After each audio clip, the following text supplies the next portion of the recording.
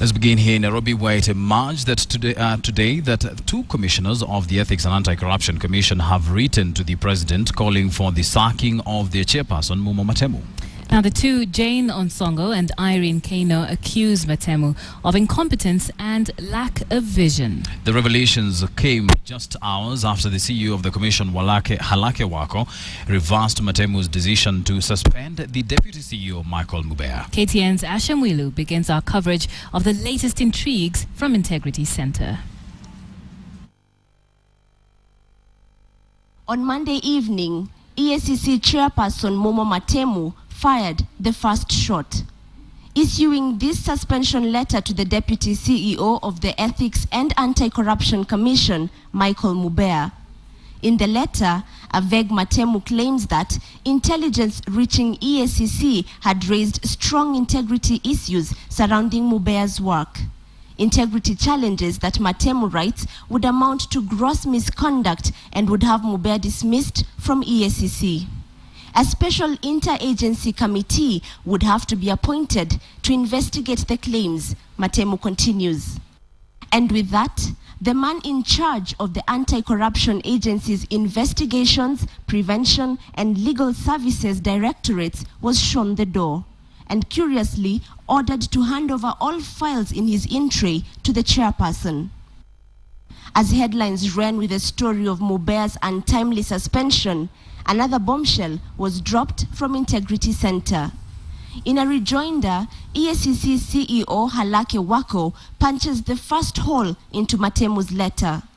Halakhe says he's unaware of any intelligence reports concerning his deputy's work.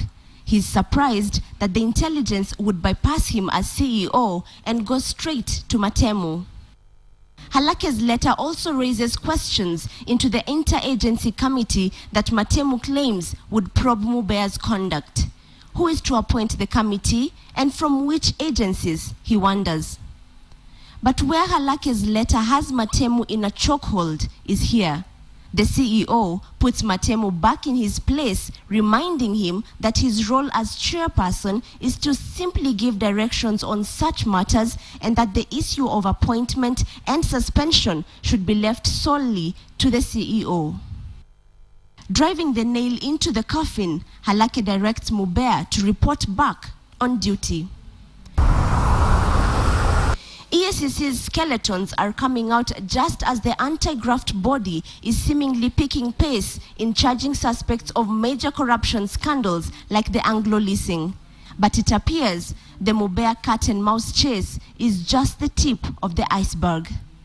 Now, it's emerging that the two other commissioners of EACC, Irene Keino and Professor Onsongo, had only 6 months ago written to the president seeking to have Mumo Matemu removed as chairperson of EACC.